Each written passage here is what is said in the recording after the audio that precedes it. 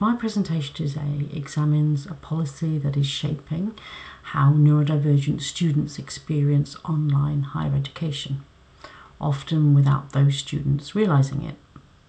And I'm going to be looking at the Web Content Accessibility Guidelines, version 2.2, through the lens of policy trajectory analysis. But before I get to the policy itself, I want to briefly situate the context this research comes from.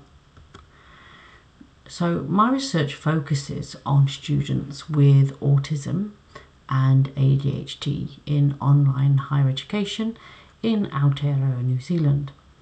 And the starting point is a problem that is easy to overlook. And so when online learning expanded, dramatically so during COVID-19, it was framed as a win for access and flexibility. But access to a platform is not the same as equitable participation in it. So LeCunff and colleagues found in 2024 that students with ADHD report significantly elevated cognitive load in online environments. And importantly, this wasn't driven by the difficulty of the content itself, but by the environmental and instructional conditions of how it was delivered. So this was the interface, the notifications, and the navigational complexity. A second layer of the problem is what researchers call platformization.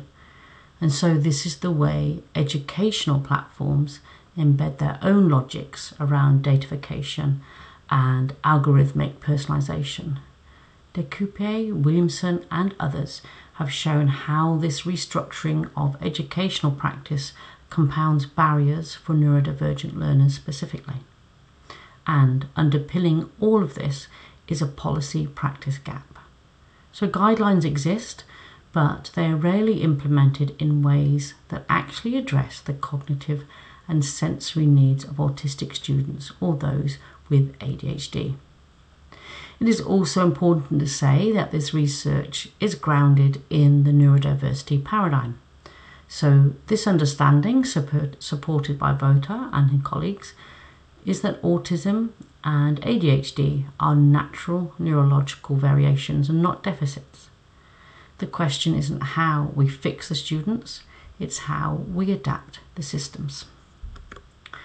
So, what exactly is problematic? And how does a technically accessible standard fit into that picture? On the left, you can see some of the structural issues.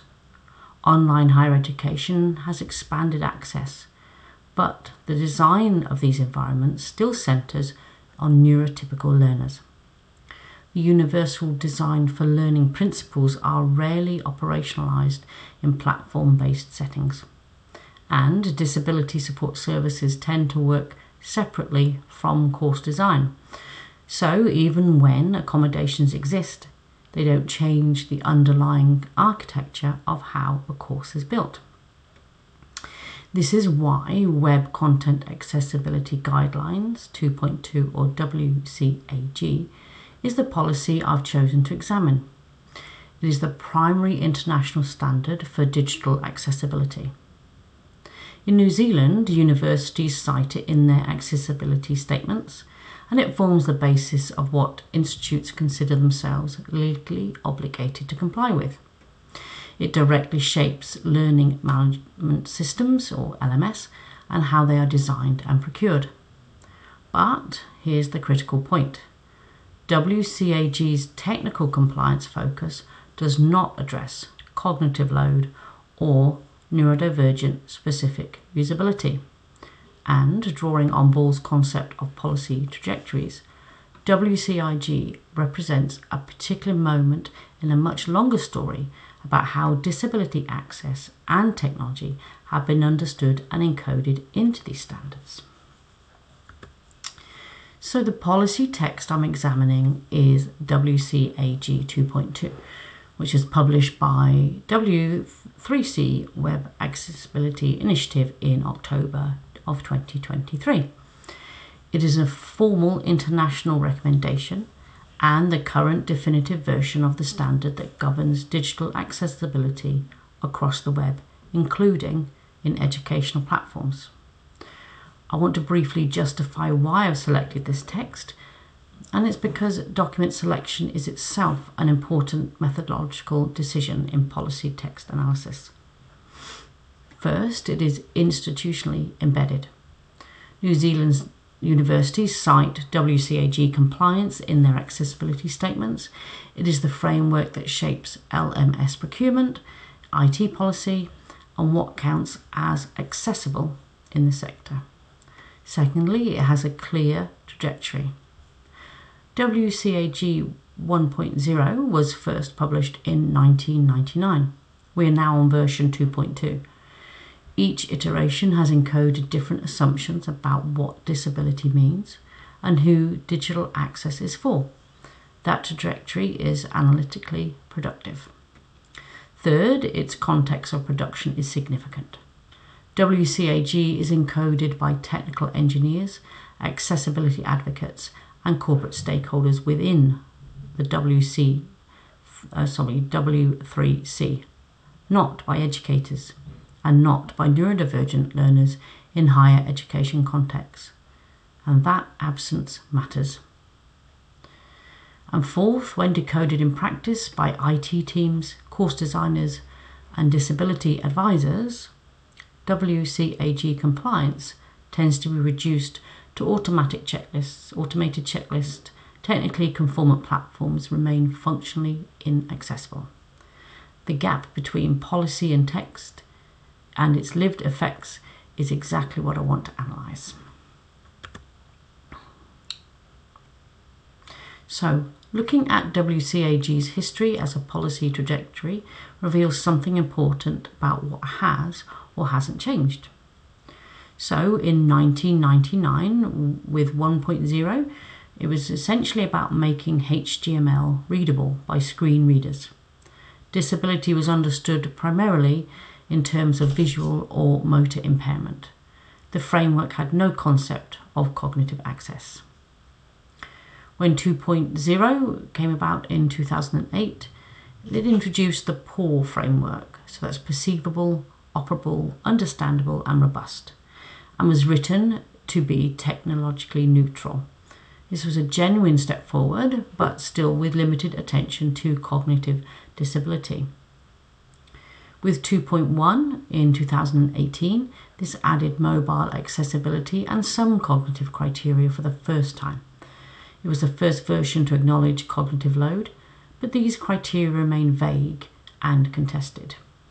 So, with 2.2 being introduced, there was 9 new success criteria, including improvements to focus, visibility, and authentication that are genuinely helpful for people with ADHD. But as I will show in the next slide, neurodivergent needs remain underspecified in the overall framework. Using Ball's concept of encoding, we can see that WCAG has been produced within a technical compliance model of disability through its history. Cognitive disability considerations have been raised, particularly in the 2.1 and 2.2 versions, but they remain underspecified. Critically, the voices of neurodivergent learners in higher education have not been central to that production process.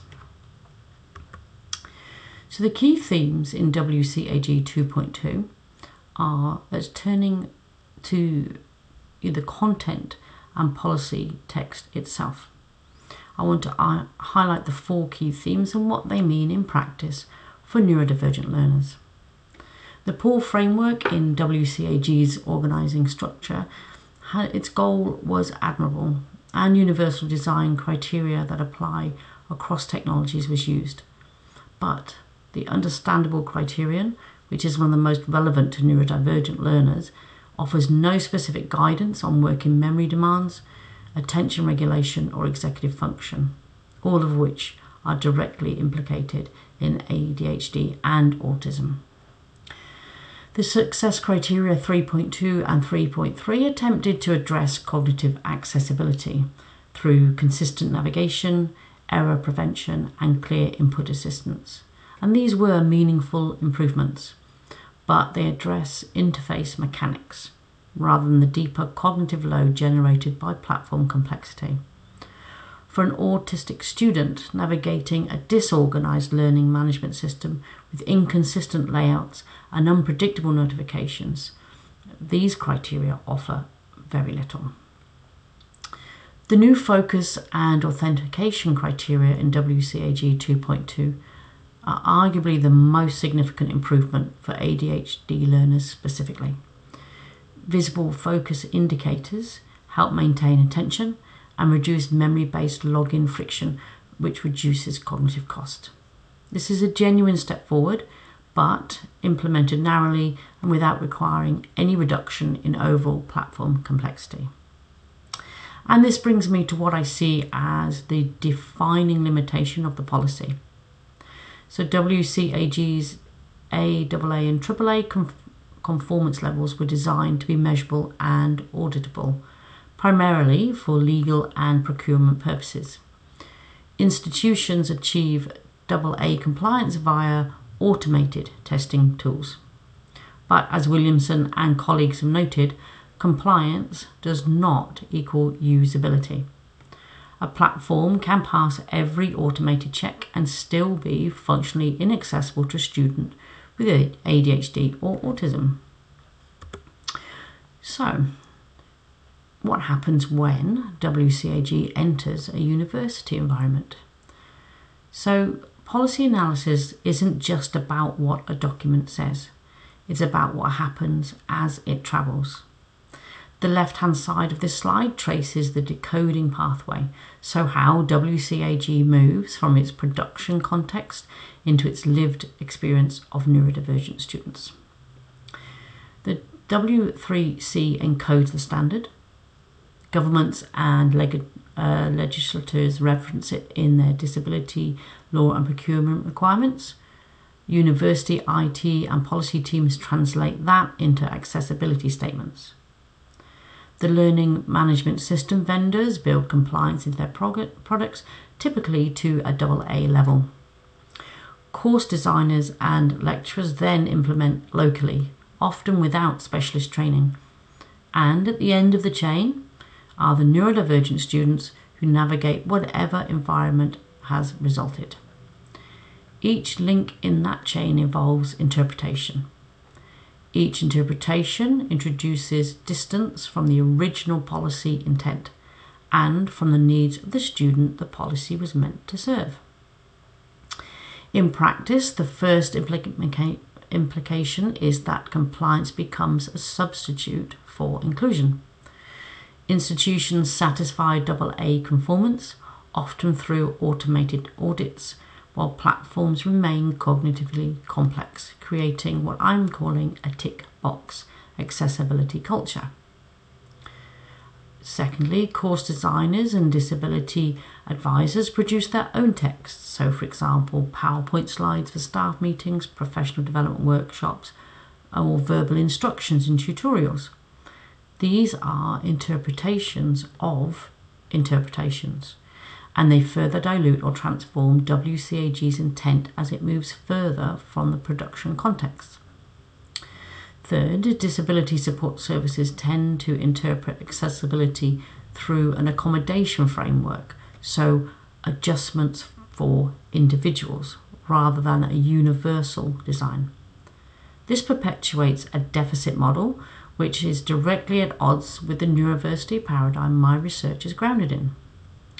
And fourthly, applying LeCunff and colleagues' FEDIS plus R framework, so that's format, environment, delivery, dimensions of online learning, all of which are shaped by WCAG compliance choices, remain largely unaddressed at the course design level in New Zealand higher education. And that is the gap my research aims to fill. So, in conclusion, to bring this together, the context I've described shows that neurodivergent students in New Zealand online higher education face compounding barriers that current policy does not adequately address. The policy I've defined, which is WCAG 2.2, is a dominant technical standard shaping digital learning environments. Its trajectory reveals that it was encoded by technical experts with limited participation from neurodivergent communities. The key themes in the document show a systematic gap between technical compliance and functional accessibility, particularly for students with autism and ADHD. And when decoded in the context of practice, WCAG becomes an institutional compliance tool that reinforces a deficit model rather than supporting genuine inclusion. So, as I've written at the bottom there, future research and future policy must engage neurodivergent learners as co-designers, not as a subject of accessibility, but as its architects. Thank you.